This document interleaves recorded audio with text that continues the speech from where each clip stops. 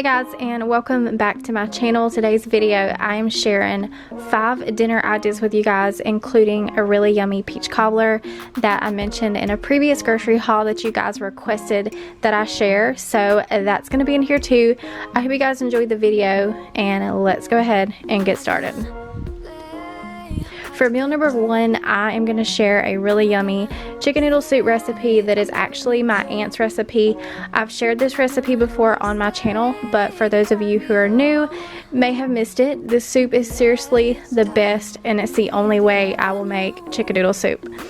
So first off, you're going to need some shredded chicken. You can do your own chicken at home, but I chose to go ahead and go with a rotisserie chicken. It adds a little bit of extra flavor and it does save time.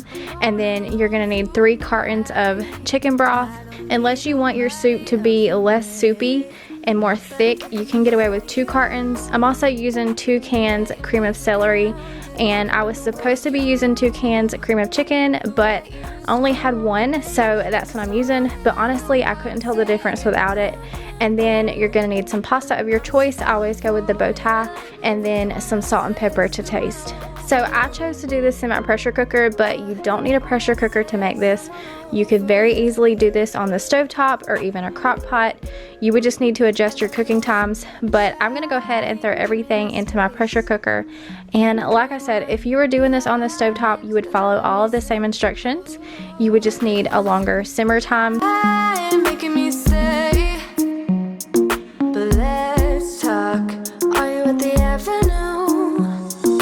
I don't need nobody else but me. It doesn't matter what you're gonna say. I just need time right now. I'm going alone tonight. I don't need nobody else but me. But I'm thinking of the way you move, the way you make me grounded. Thinking about the way you, the way you used to hold me. When the sun and the water sinking down, down, down, I'm still falling for you. Forget what I said, just come on over. I didn't add in that last carton of chicken broth until I got everything else in there. I wanted to make sure that I wasn't going to go over my maximum limit mark on my cooker, but it was fine, so I went ahead and I added it in. But like I said, if you want a thicker soup, then just omit that 3rd carton and stick with the 2. And then once I have it all in there, I'm just going to give everything a good stir and make sure my pasta isn't clumping together. And then I'm going to go ahead and place the lid on, make sure the valve is sealed, and set the timer for 6 minutes.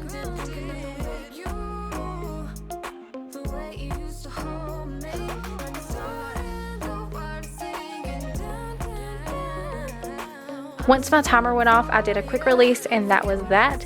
The soup came out perfect. We always serve garlic bread with ours, and that is the finished product. Definitely let me know if you guys try out this recipe. I've had a few of you before reach out to me on Instagram when I've shared it in the past, and you guys absolutely loved it. So if any more of you try it, definitely let me know. Like I said, this is by far my favorite chicken noodle soup recipe ever.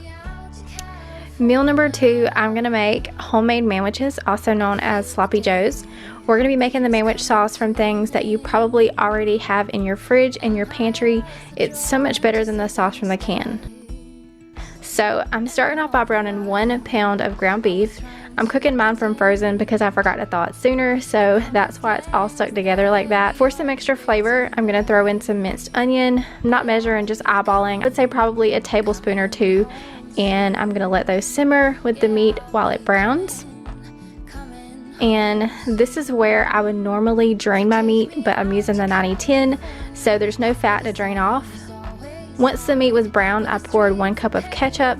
I had a little helper join me. Don't worry, I was extra cautious to make sure he didn't place his hands on the stove. Do you come and take me home, California, California, here I come. I've seen it all upon the silver screen. And then I threw in 1 tablespoon of brown sugar, 1 tablespoon of vinegar,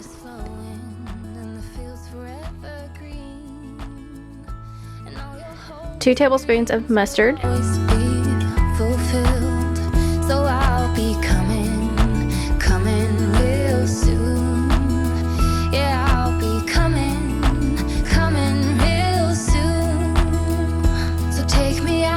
and then 1 tablespoon of Worcestershire. Then I just gave it a stir, and I went ahead and I turned it back on low for about 10 minutes just so the flavors could kind of come together. Take me home, California, California, here I come.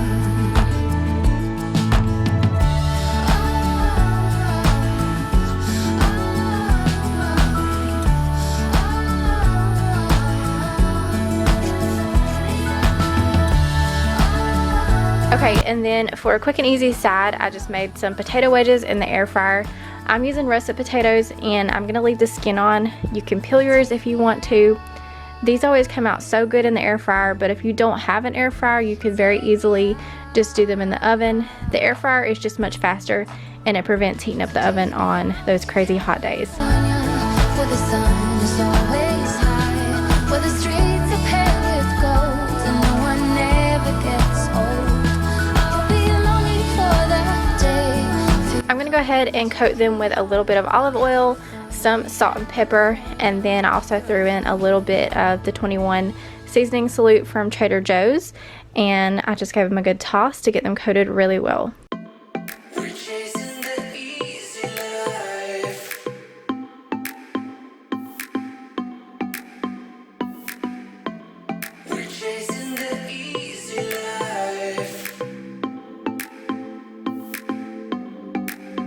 And then once I have them coated, I'm just going to go ahead and pour them into the air fryer for about 20 minutes at 400. I did go and shake them occasionally.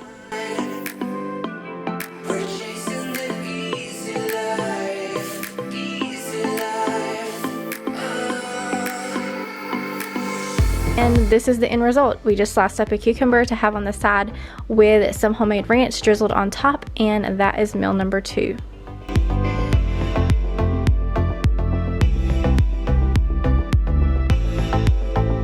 For this next meal, we kept it really simple, and we just had some hot dogs and french fries, so not much of a recipe on this one, but I am going to share a super easy southern peach cobbler recipe with you guys that we had for dessert. I'm starting with the dessert first since it takes a little while to bake. So first things first, I'm going to go ahead and preheat my oven. Next, I'm going to go ahead and throw in a can of peaches into a glass baking dish, and I believe this can was 29 ounces. I do apologize, I have no clue what size dish this is. I believe it's 8 inches around, but I'm unsure of the depth. Next, I'm going to mix up the doughy part of the cobbler, and it's 1 cup of sugar, 1 cup of all-purpose flour, and 1 cup of milk. And these next 2 things are completely optional, but I'm going to throw in a dash of vanilla and also a little bit of cinnamon. And then you're just going to give it a good stir.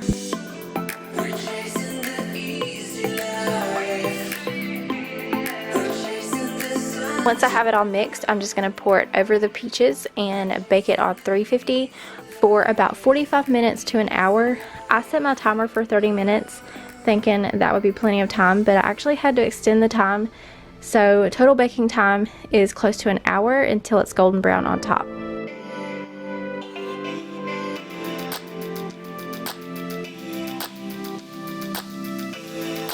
And while that baked, I went ahead and started on dinner.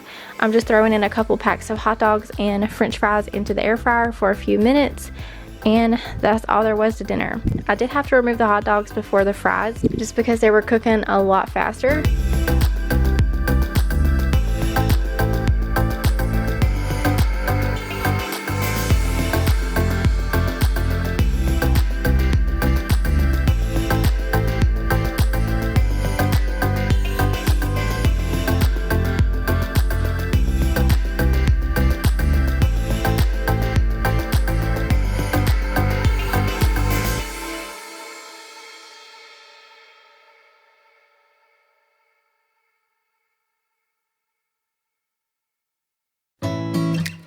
This is it.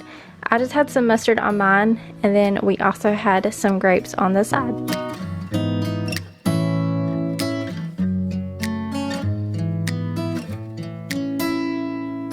This is how the peach cobbler turned out. Oh my god, it was heavenly. If you try this recipe, definitely please share it and tag me over on Instagram. I would love to hear your thoughts.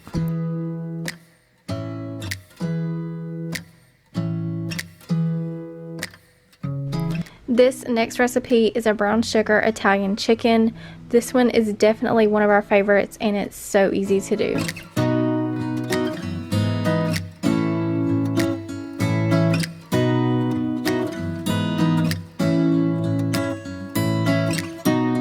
So I've got some chicken breast right here that is a little bit thicker than I want them to be. So what I'm going to do is cut them in half, basically like fillet them so that they're thinner, and I'll have 4 instead of just 2. And this is the recipe for the brown sugar Italian chicken. It just calls for brown sugar and Italian dressing mix, but I'm gonna go ahead and add in just a little bit of garlic as well. So this one's really easy to make.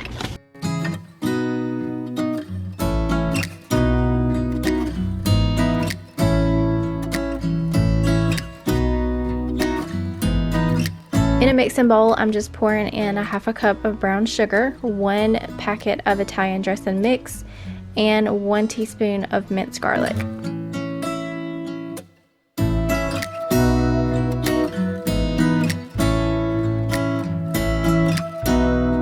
Once I have it all mixed together, I took and lined a baking sheet with foil, and I coated my chicken breast in the mixture, and then I just laid it out on the pan and baked it at 425 for 20 minutes.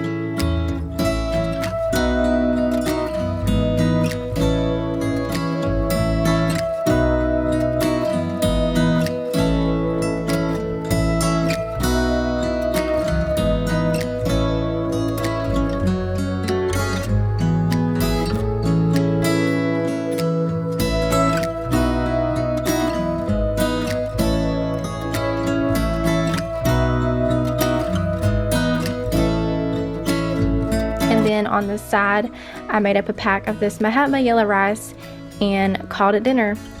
We added some sliced cucumber on the side with some homemade ranch drizzled on top. This is by far one of the most delicious and easiest chicken recipes I have ever made in my entire life. This last meal, we decided to do bacon, lettuce, and tomato sandwiches, also known as a BLT. We normally just use mayo, pepper, lettuce, tomato, and bacon, and that's how we throw together our BLTs, and that's it. And then on the side, we just had some Pringles with it. Super quick and super easy.